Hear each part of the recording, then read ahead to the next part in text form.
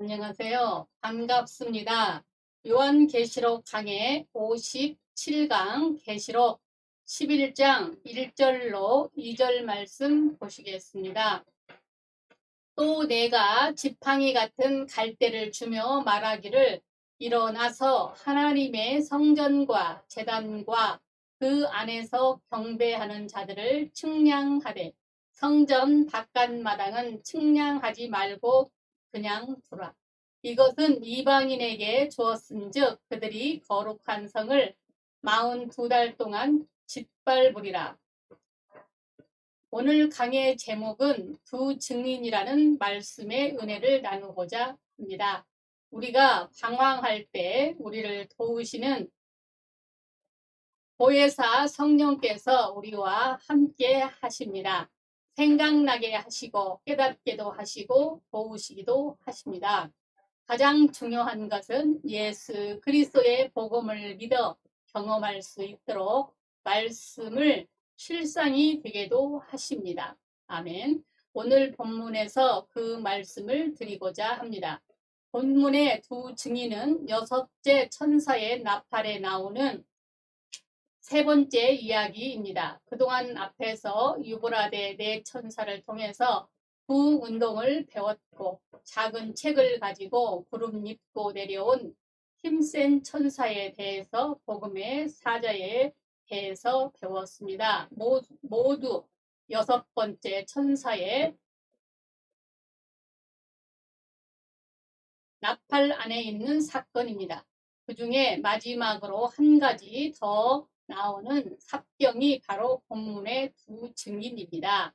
본문은 무엇을 말씀하느냐 하면 두 증인에 대해서 일반적으로 7년 대환란 중 전 3년 반 때에 일어나는 일이라고 말합니다. 그리고 두 증인은 모세와 엘리야나 그와 같은 일꾼이 나타나 사역할 것이라고들 말을 합니다. 그러나 그것은 근거가 희박할 뿐 아니라 문자적으로만 풀어간 해석이고 복음적인 측면에서 보면 그리스도의 구속의 은총을 각 개인에게 적용하시는 성령의 역사하심을 자세히 묘사한 것입니다. 본문은 계시록을 대하면서 어려웠던 부분 중에 하나입니다. 그러나 그 의미를 알게 되었을 때에 가장 기쁨이 넘쳤던 본문이기도 합니다.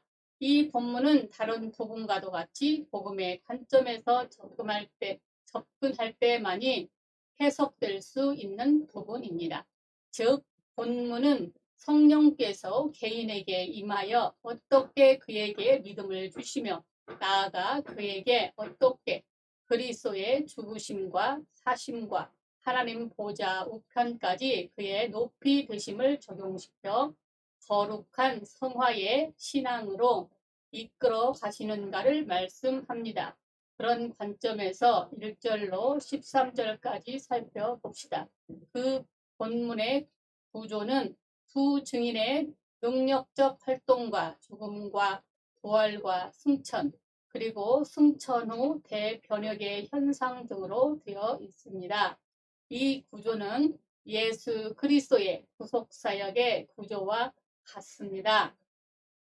즉 주님이 세상에 오셔서 온갖 하늘의 능력으로 기사와 이적과 말씀의 사역을 하시고 원수들에게 잡혀 십자가에 달리시고 다시 부활 승천하셔서 주와 그리스도가 되시고 성령을 보내주셔서 세상을 변화시킨 그 맥락과 같습니다. 그러나 시기적으로 볼 때 요한이 기록할 당시 그리스도의 죽으심과 사심과 높이 되심은 이미 끝난 상황이고 성령 강림의 오순절도 지난 지 수십 년이 된 상황이요. 지금 우리들의 관점에서 보면 성령께서 강림하신 지 2000년이 된 시점입니다. 그러므로 이 본문을 또다시 그리스도에게 적용할 수는 없습니다. 만약 본문대로라면 그리스도의 구속사적과 같은 현상이 반복되어야 하는데 과연 그것을 무엇이 있겠습니까? 그것은 바로 성령께서 자기 백성들에게 그리스도의 그 구속 사역을 지금 이 시간에도 각 개인에게 적용시키고 계신 것을 보여주는 것입니다. 그 증거가 두 증인 혹은 두 선지자입니다. 둘은 증거의 수로 두 증인은 두 사람을 말한다기보다 성령의 증거 사역을 그렇게 묘사한 것입니다. 혹시 일꾼으로 해석한다 해도 사역은 결국 성령께서 하신다는 점에서 성령께서 모든 것이 돌려져야 합니다. 성령의 임무는 그리스도를 증거하시는 것이 그 임무입니다. 그래서 요한복음 15장 26절에 내가 아버지께로부터 너희에게 보낼 보혜사 곧 아버지께로부터 나오시는 진리의 성령이 오실 때에 그가 나를 증언하실 것이라고 하시면서 요한복음 14장 20절에서는 그날에는 내가 아버지 안에 너희가 내 안에 내가 너희 안에 있는 것을 너희가 알리라 하셨습니다.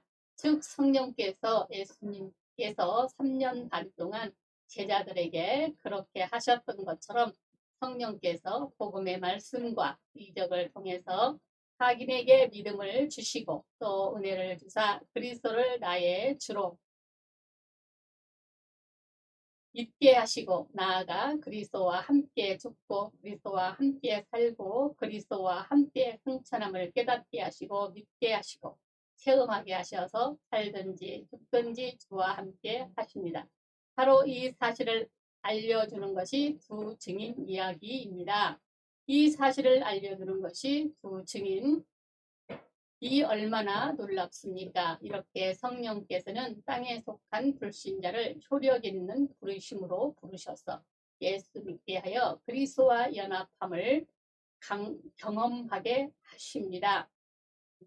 하늘에 속한 사람으로 장성하도록 주관해 나가십니다. 이 과정에서 우리가 할 일은 성령의 도우심을 구하는 것입니다.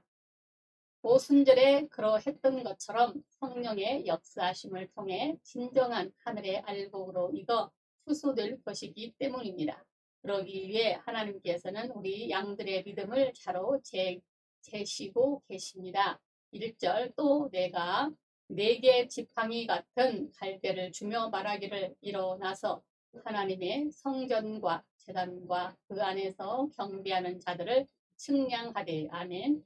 여기서 천사가 요한에게 측량하라고 하신 대상은 어떤 것입니까? 본문을 자세히 봅시다. 얼른 보면 성전과 제단을 측량하라는 것으로 보이지만 자세히 보면 하나님의 성전과 제단과 그 안에서 경배하는 자들을 측량하라. 즉 그 안에 사람을 측량하라는 말씀입니다. 무엇으로 측량하라고 합니까? 지팡이 같은 갈대입니다. 지팡이는 목자의 지팡이를 말하고 갈대는 길이를 재는 자를 가리킵니다. 옛날 목장에서 목자들이 양들이 얼마나 자랐는지 목자의 지팡이 아래로 통과시켜 재어 분류했듯이 바로 그 일을 하라는 것입니다. 그러니까 성전이나 제단은 성경에 이미 명시되어 있기 때문에 잴 필요가 없습니다.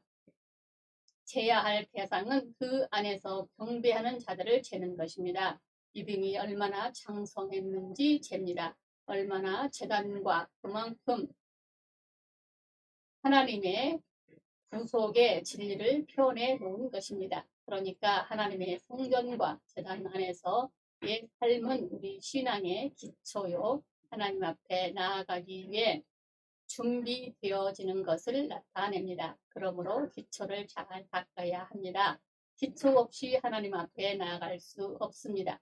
구약의 성전 구조를 보면 구약의 성전이나 성전은 내부와 외부로 분류됩니다. 성전 외부의 뜰도 성전입니다. 여기에는 제단이 있는데 제사장들이 여기서 제물의 피를 제단에 뿌리고 제물을 제단에서 태우며 하나님께 번제로 드렸습니다. 그런가 하면 제사장들이 피를 가지고 성전 내부로 들어가 거기서 떡을 드리고 등대를 켜고 분향단에서 기도하며 하나님 앞에 영광을 돌렸습니다. 성전 내부의 양격은 상중하 3층에 제사장들이 쉬는 방이 많이 있어 그곳에서 안식하면서 하나님께 끊임없이 영광을 돌렸습니다. 우리들도 신령한 차원에서 이 두 가정을 충실히 할 때 우리의 믿음이 목자의 지팡이를 통과할 만큼 장성하게 됩니다. 그러므로 성경과 제단 앞에서 경배하는 자들을 각각 재라는 것은 각각 그 과정에서 얼마나 충실했는지 보라는 것입니다. 제단은 제물을 드리는 곳입니다. 그러니까 제단은 예수님이 나를 죄에서 대속하시기 위해 속죄와 화목 제물로 드리셔서 예수님이 나의 죄를 담당하심과 아울러 구주 되심을 믿는 과정입니다. 아주 초보적이면서 우리 구원에 관계된 가장 중요한 과정입니다.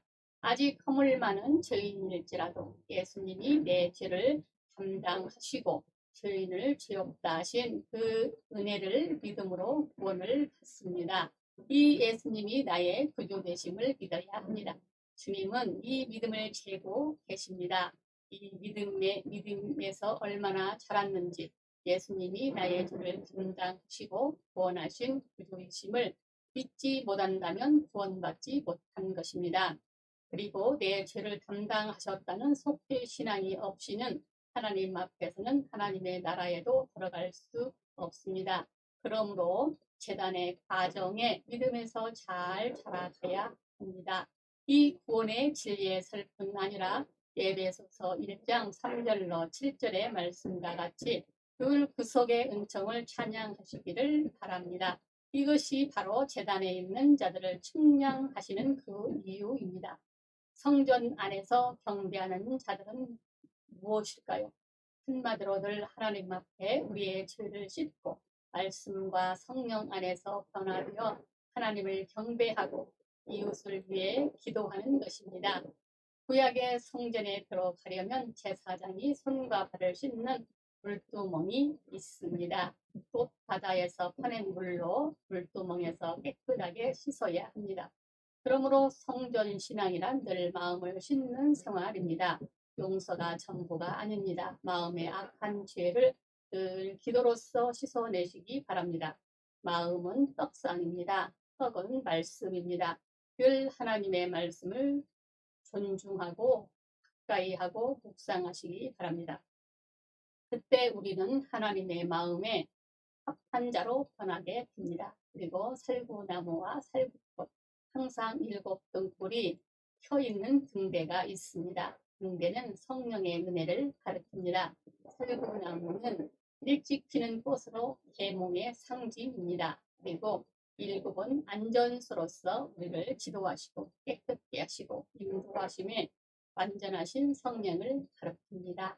그러므로 매사에 성령의 지도와 그 인도하심을 받아서 살아야 합니다. 그래서 우리는 이 성령과의 교제를 통해서 내 어리석음을 버리고 하나님의 뜻에 합당한 자로 변화되는 것입니다. 그리고 휘장 앞에 분향단이 있는데 기도의 금단입니다. 기도 생활에 충실해야 합니다. 그런데 제사장의 기도란 백성들을 대신하는 기도입니다. 우리가 기도하되 자기를 위해 기도할 뿐 아니라 이웃을 위해 기도해야 합니다. 사랑의 기도입니다. 그러니까 회개와 말씀과 성령과 사랑의 기도에 장성한 신앙을 가져야 합니다. 사랑하는 여러분, 예수님은 연복계약에서 헌금하는 자들의 신앙을 죄고 계셨습니다. 이처럼 지금 이 순간에도 우리의 구주에 대한 믿음, 속죄의 확신, 구원의 감격, 주에 대한 회개, 충실한 말씀 생활과 성령과의 교제, 나를 내려놓고 하나님의 영광과 이웃을 위한 기도 생활 등을 재고 계십니다. 이것은 우리의 신앙의 기초입니다. 하나님께서 더 큰 은혜 가운데 인도하고 싶어도 이 기초가 부족하다면 어찌칠 수 없습니다.